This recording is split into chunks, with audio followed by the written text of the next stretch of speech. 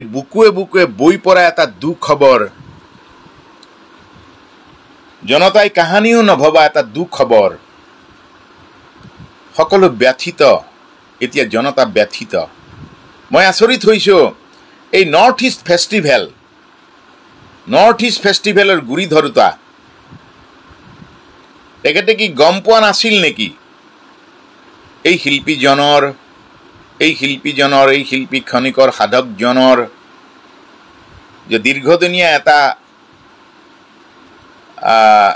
ৰোগত আক্ৰান্ত এই ব্যক্তিজনক কেনেধৰণেৰে কেয়াৰ কৰিব লাগে, কেনেধৰণেৰে প্ৰতিটো সময়ত তেওঁক হাইপাৰটেনশ্যন থকা ব্যক্তি এজনক কেনেধৰণেৰে সহায় সেৱা আগবঢ়াব লাগে তেখেতৰ খবৰ নাছিল। আৰু আচলতে মই ভাবোঁ যে নৰ্থ ইষ্ট ফেষ্টিভেলটো কি এই অসমৰ এই পূৰ্বাঞ্চলৰ 7খন ষ্টেটত কি পতাৰ উপযুক্ত নহয় নেকি? এবাৰ বাৰু অসমত পাতিছে মই জনামতে। তো শ্বিলঙততো পৃথিৱীৰ ডাঙৰ ডাঙৰ শ্ব'বিলাক হয়, অৰুণাচলত হৈছে, ঠিক আছে, তালৈ লৈ গৈছে, ভাল কথা, বিশ্বমুখী চেতনাৰে লৈ গৈছে। কিন্তু যিয়ে ৰিপ্ৰেজেণ্ট কৰিছে দায়িত্ববোধেৰে, তেওঁৰ প্ৰতি আয়োজক সমিতিৰ সেই সচেতনতা ক'ত? কোনোতো জনতাই দেখা নাপালে। মই আচৰিত হৈছোঁ, মই দুখিত, দুখ লাগিছে।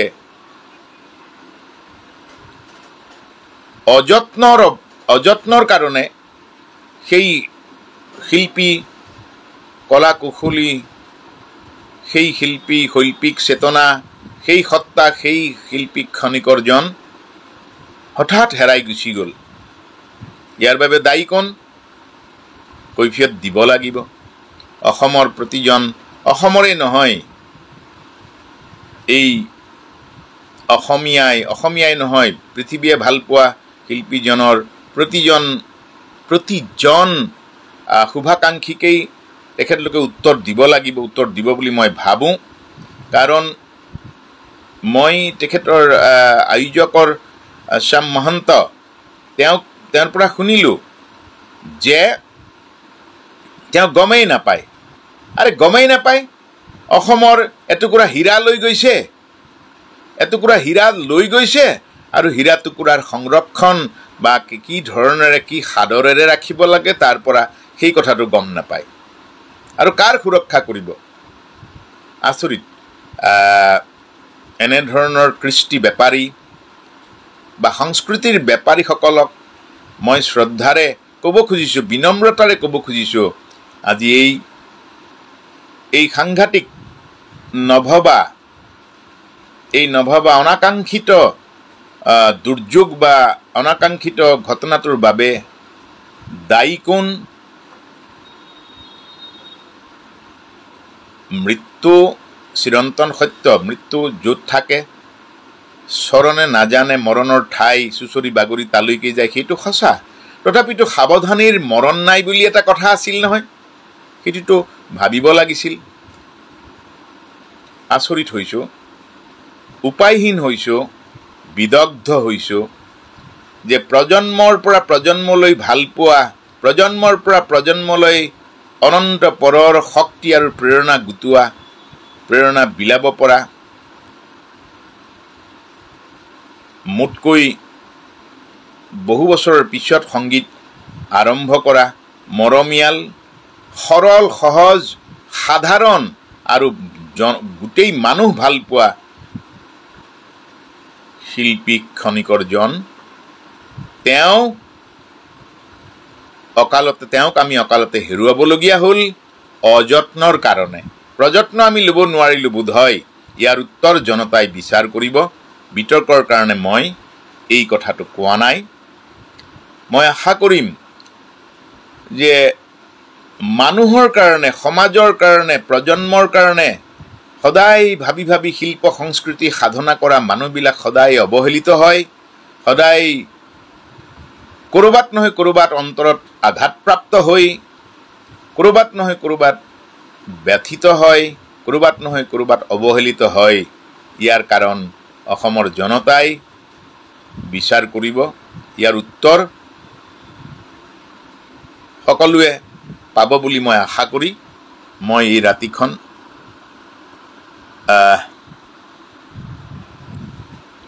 সেই হাঁহিয়াল সেই মৰমীয়াল আত্মা মোৰ মৰমৰ অতি মৰমৰ আছিল বৰ কম সময় আমি লগ পাওঁ তেওঁৰ আত্মাৰ সদ্গতিৰ প্ৰাৰ্থনা জনাইছোঁ জুবিন গাৰ্গ প্ৰজন্মৰ পৰা প্ৰজন্মলৈ অনন্ত প্ৰজন্মলৈ বুকুৱে বুকুৱে জীয়াই থাকিব সদায় জীয়াই থাকিব মানুহে তেওঁক এতিয়া আজিতকৈ বেছিকৈ জীয়াই ৰাখিব সেয়া মোৰ নিশ্চিত বিশ্বাস আৰু মই আশা কৰিছোঁ মই কামনা কৰিছোঁ তেখেতৰ আত্মাক যাতে ভগৱন্তই কুশলে ৰাখক আমাৰ আটাইৰে বাবে এটা খুব দুখৰ দিন আপোনালোকে জানে 7 ছেপ্টেম্বৰ তাৰিখে মুম্বাইত আমি সুধাকণ্ঠ ডক্টৰ ভূপেন হাজৰিকাৰ জন্ম শতবাৰ্ষিকী উদযাপন কৰিছিলোঁ আৰু সেই অনুষ্ঠানত গীত গাবলৈ আহিছিল আমাৰ আটাইৰে মৰমৰ শিল্পী জুবিন গাৰ্গ সিদিনাখন প্ৰায় 2-3 ঘণ্টামান আমি একেলগে লগ পাইছিলোঁ গ্ৰীণ ৰুমত মই একেলগেই বহি আছিলোঁ কিন্তু ভবা নাছিলোঁ যে সেই লগ পোৱাই মোৰ শেষ লগ পোৱা হ'ব বুলি সিদিনা মই জুবিনক সুধিছিলোঁ যে জুবিন তই ছিংগাপুৰ যাবিনে সি যাম বুলি ক'লে নগ'লে শ্যামকানে বৰ বেয়া পাব আচল কথা জুবিনৰ শৰীৰটো দেখা পাই মই কৈছিলোঁ তই অলপ যত্ন লবি যিহেতু বন্ধু হয় কিন্তু জুবিন গাৰ্গে সদায় লোকৰ কথা ভাবে আনে বেয়া পোৱা কথাও ভাবে কাৰো মনত কষ্ট দিব নিবিচাৰে আৰু সি যে অনুষ্ঠানটো হৈ গ'ল তাৰপিছত সেই অনুষ্ঠানটোৰ বিষয়ে মই সামাজিক মাধ্যমত কেইবাটাও প্ৰবন্ধ লিখিছোঁ আৰু জুবিন অহাৰ পাছত ইয়াতে এটা বিতৰ্কও হৈ গ'ল লগতে অপপ্ৰচাৰো হ'ল যে জুবিন গাৰ্গৰ সেই ৰং বিৰঙী জোতা লৈ তাৰপিছত ভাবিলোঁ কি যে মই আজি 4-5 দিনৰ আগত যিটো লিখিলোঁ যে মুম্বাইত অসমীয়াৰ দপদপনি বুলি তাৰপিছত ভাবিলোঁ আৰু একো নিলিখোঁ নিজৰ উপন্যাসৰ কামত লাগি গ'লোঁ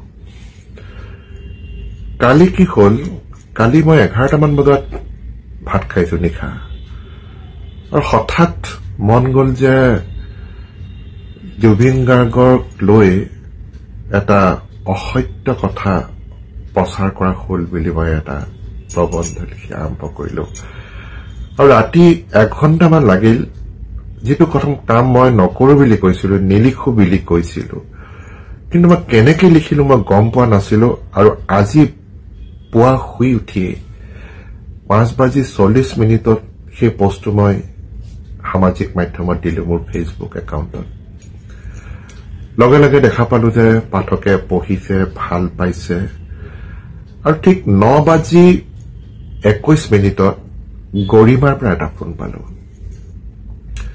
গৰিমাই ফোনটো পাই মোক ক'লে যে ত্ৰিনয়ন দা আপুনি বৰ সঁচা কথাবোৰ লিখিছে আৰু আপুনি সুতৰ বিপৰীতে যোৱা এজন ব্যক্তি আপুনি ভূপেন দাকো বৰ ওচৰৰ পৰা পালে আপোনাৰ বন্ধু জুবিনকো পালে